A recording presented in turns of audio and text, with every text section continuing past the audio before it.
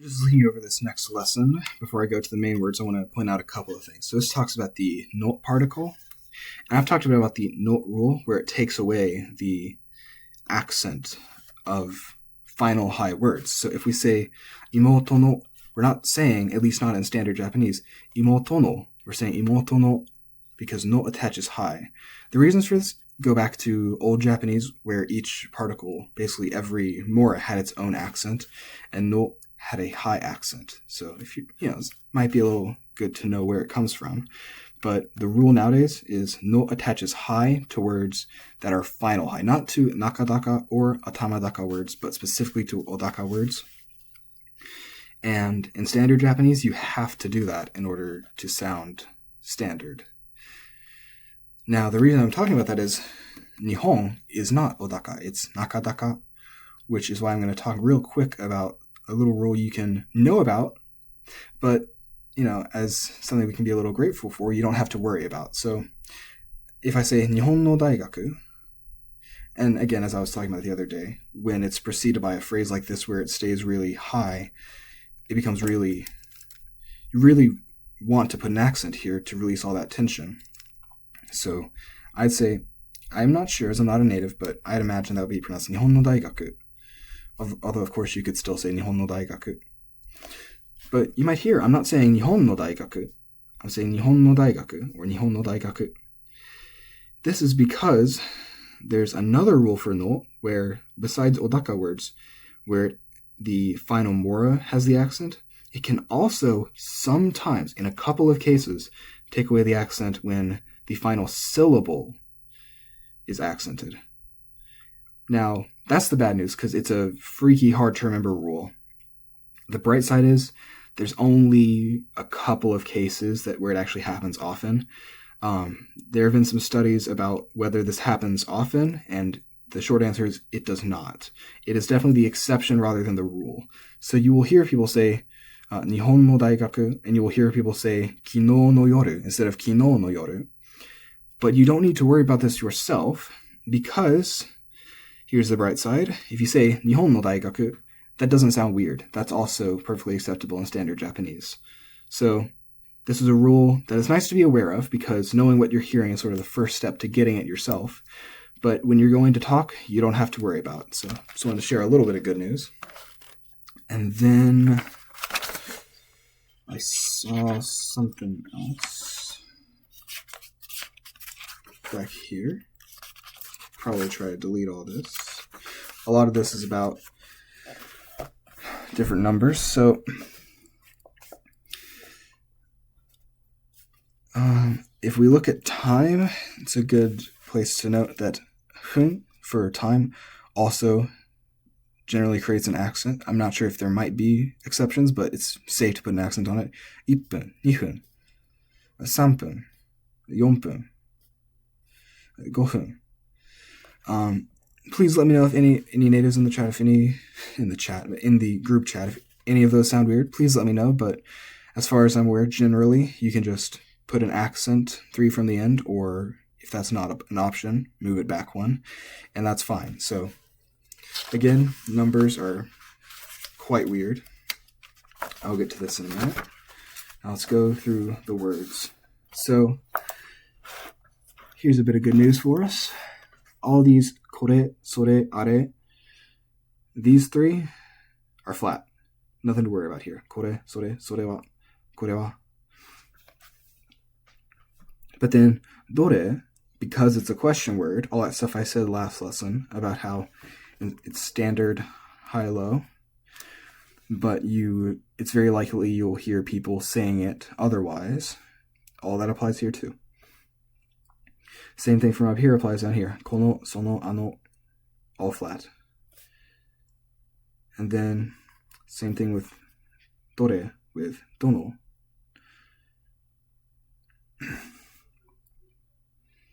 And then we're just repeating the same pattern here. Koko, koko wa, soko wa, asoko wa.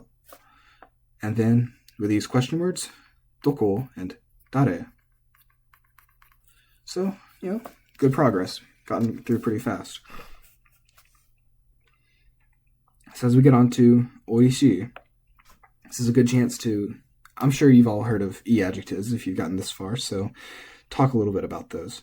So in the past, there were 2 different accents for different e-adjectives. Some were accented, and because e-adjectives are essentially verbs, this follows the rules of verbs, which is, to summarize, the accent has to be one more from the end or not there at all. It can't be anywhere else. And so you would say oishii, but maybe akai as flat, and you say akai as flat. But the good news for us is that this distinction is being lost quite rapidly. So you can say oishii, and you can say akai, and it will not sound foreign. So, and even in conjugations, back a few years ago when a lesson that I had watched about this was being made, it was still advised that you conjugate flat. So you say akai kuruma, but you say akaku. But this increasingly seems to not be the case, where natives are comfortable saying akaku natta. So just, I'm getting a lot of good news for you today. You don't have to worry too much about whether the e-adjective is accented or not. Just know that you have some that will still be pronounced, especially by older people, flat. And there are some words, especially very common, well, I don't want to say especially, but there are many common e-adjectives that are pronounced both, that are acceptably pronounced both flat and accented, even like NHK proper announcer voice. I think one was, for instance, muzukashi or kanashi. So just know there's a bit of complication around the e-adjectives, but luckily it doesn't actually affect you when you're going to speak. Sakana is flat. We're going to, as English speakers, have a strong instinct to say sakana, but it's not. It's sakana. And tonkatsu, same thing. Tonkatsu, it's flat. And we're finally getting to the odaka words that I want to emphasize so much. Niku is odaka. You say niku ga. Now, if you notice, this is two mora, because, well, and of course 2 syllables, because you can't have this on 1 syllable words because of rules I've talked about earlier. So I'd say that the odaka pattern is quite common for 2 syllable 2 mora words. I'd say odaka is the most common. Afterwards is no accent. And then after that is atamadaka, or head high. So you're going to see a lot of these 2 mora words be odaka.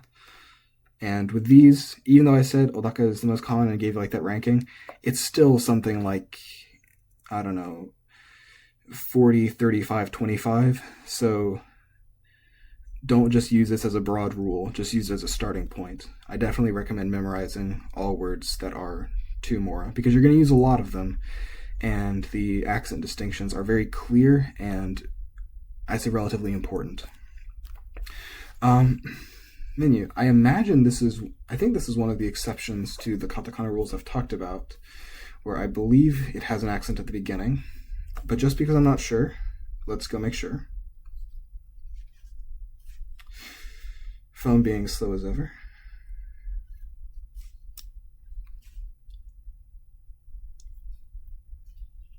And sure enough, it is menu. Now, I hadn't studied these words before, although, it probably speaks rather poorly of my work ethic. But the reason why I'm able to speak from instinct and get these as accurately as I have is because I've been testing myself like this for quite a while, which is why I very much recommend it. Testing yourself forces you to actually build your ability to store and recall that information, not just see it as it comes. Because as we've seen in the other study I posted in Japanese deep dives, there are some speakers who are very good at hearing the accents, but then a couple weeks later they don't remember them. They don't store it as part of the word long term. It fades. So that's why I recommend testing yourself in order to sort of bully your brain into keeping that, because you need that information. Yasai should also be flat.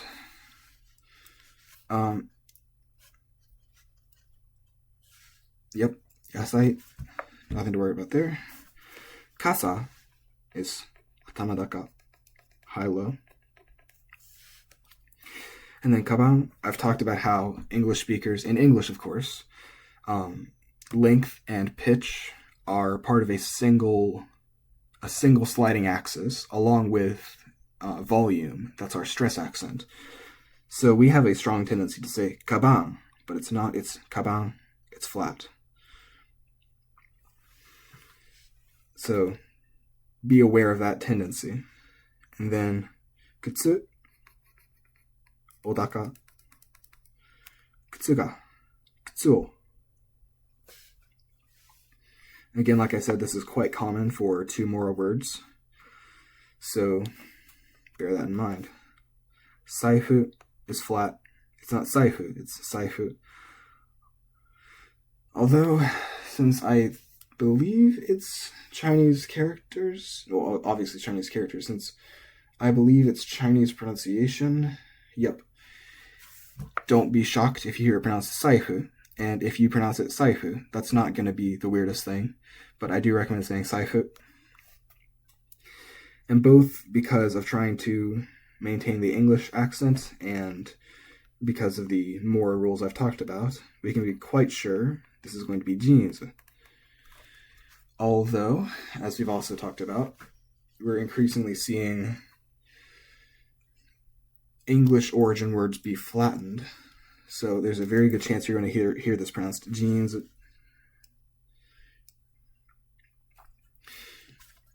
But of course, that's recent enough that it isn't in our dictionaries. So just keep it in mind. Now, jitensha, actually, because the Japanese people listening might have thought I made a mistake, it has two pronunciations. It's jitensha and jitensha.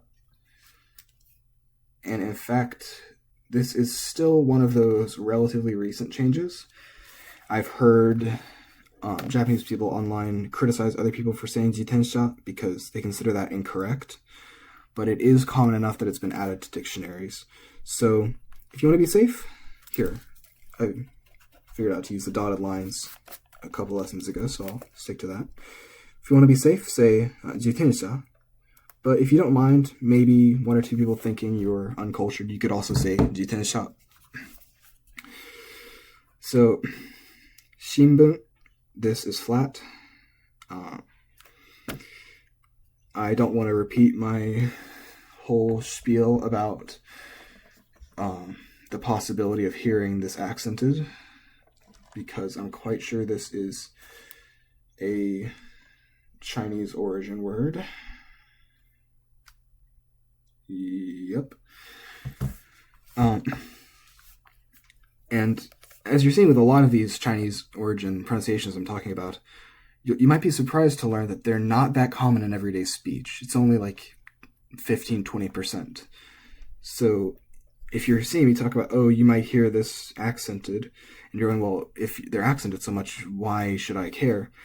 But the reason is these words, as tricky as they are, they're not that common. The reason that they're so common in these books is they're trying to prepare us for college environments and work environments, essentially professional environments where you're engaging with management and you're talking about organization. And this is where these Chinese origin readings are very common. So this is also a reason why a lot of people find Japanese so hard and exaggerate its phonetic sameness where words sound the same. Because of course that's not the case, but it really feels that way when you're engaging with a lot of Chinese origin words. So anybody that's been demotivated about all these samey sounding words, there's light at the end of the tunnel. So onto smaho, this is flat. Maybe years ago it was pronounced smaho, but I very much doubt it. Let me check. No, even in the dictionary it's still smaho. So keep that flat. T-shatsu, I believe, is accented on the sha. Let me make sure. Ooh, I was wrong. Okay. This word is flat. T-shatsu. The bright side is, here, I have not heard this word much at all. Like maybe a few times. I'm not sure why. Maybe I just haven't been listening to the right stuff, but I'm not sure this word is as common as textbooks would make you think. Toke, also flat. Noto, originally accented. You're probably going to hear it pronounced noto, especially among younger people. Pen. This is accent. I know I promised to point at the words and let you read it, but this is taking a lot longer than I thought. I kind of want to go fast. I don't think I've heard this word flattened. It doesn't make sense with how short it is, which we'll talk about when we start encountering more single moral words. But it's pen. And that shouldn't be terribly hard as an English speaker. That's already how you want to say it. Boshi. This is flat. Boshi ga boshi. Then hon for book. Also accented. Which is nice because the unaccented words like this are tricky, especially at first, to pronounce. So hon. Just pronounce it like that, and you're probably already saying this right, so congratulations. Ginko, flat. Let me check if the alternate pronunciation has gotten popular enough. Nope. Dictionary still says ginko, so I do recommend that. Konbini is also flat. And then toire, which I'm pretty sure I've heard pronounced toire flat quite a bit. So let me make sure. Not coming up to be written in the dictionary. You'll probably hear it pronounced toire, but just in case you want to impress your local NHK reporter or announcer, just say toire. And here we get to Toshokan, which is another nakadaka noun. Now, I know you're probably feeling a bit betrayed since I said nakadaka nouns that are not from English and are 4 more or less are very rare, but it's sort of because this isn't very common. What I mean by that is, since the trend is very much to have other accents, whether at the beginning or the end or none, and not have them in the middle for nouns, what I would guess is that this means in order to maintain an accent right there in the middle, a word has to be relatively common. So that might have something to do with why we're running into so many nakadaka nouns. But this is toshokan, so commit that to memory. And this word, it's quite long, 1, 2, 3, 4, 5, 6, which means we can be very sure the accent is going to be 3 from the end. And since does not allow an accent on it, at least not in Tokyo Standard Japanese, moves 1 back, yubin kyoku. And I actually don't have to pull it up on my phone because I checked it earlier today. Yubin kyoku. And we already discussed Igirisu and Kankoku and Shugoku. And we've already discussed how the go, that means language, when it attaches to words, makes them flat. So we already know that eigo is going to be flat. Keizai is accented. Computer, a word from English, which means we have the 3 more rule and the flattening rule, but it's long enough. The flattening rule is not something I'd count on, so computer. And then business, which I believe is another exception, in which sorry, I'm having some trouble looking it up. It should be, business. And the same principle applies to all these katakana rule exceptions as with the nakadaka. In order to not be sort of standardized, they have to be relatively common. So with the rare katakana words I'm learning, at least in the last year or so, it's all been either flat because the younger generation is flattening them, or 3 from the end in accordance with the old rule. So very much be aware that you're dealing with the exceptions in these early, very common words. And again, next sheet, flat. Okasa. I'm just going to run through these because we already covered them. And then ikura, again, as a question word, it should be atamadaka.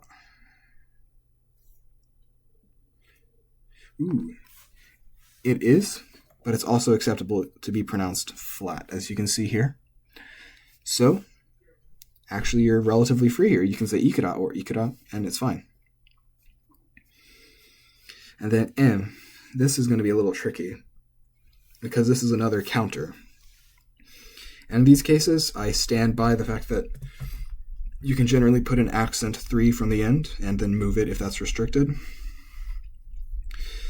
In which it normally will be if you're saying, sanzen or sanman, because the common mang and sen, I think those are accented, but I'm not great with numbers, of course. It will likely end up being 4 from the end. If you pronounce them flat, that also seems quite common. Again, there's a lot of speaker variation with these sort of counters. I wouldn't stress about them too much. And as I was talking about with the adjectives earlier, takai. I don't remember, actually, if this is originally takai or takai, because you're never going to have an issue saying takai, which is why I recommend you just generalize this to all the adjectives. And then I already talked about, also it was not originally flat. I already talked about irashaimase, in which, oh no, I haven't. I talked about iterashai. Okay. This is going to be a bit of a system, it might be a bit of a system shock, because nowadays you're never going to hear the mas form with the command form, because that's a very, I actually can't imagine what that would sound like. But when this was still used, the rule was the mas has the same accent, high-low, and because se does not get deleted, it becomes irashaimase. So just memorize it for these phrases where this conjugation is still left over, and you should be good. All the rules with mas stay the exact same here. It's got an accent, but you're probably not going to hear it much. It's much more likely to sound like onegai shimasu completely flat. And then we get to kudasai, which is actually going to be kind of important to pay attention to, because when it's said on its own, it is pronounced as accented. Sorry for the interruption, but when this is said on its own, for instance, kore o kudasai, then it has an accent from the a to the i, kudasai. And when this attaches to a flat verb, it retains this accent. So, akete kudasai. But when this is attached to an accented verb, this becomes optional. So, I could say tabete kudasai, like if I wanted to make this sort of its own thing.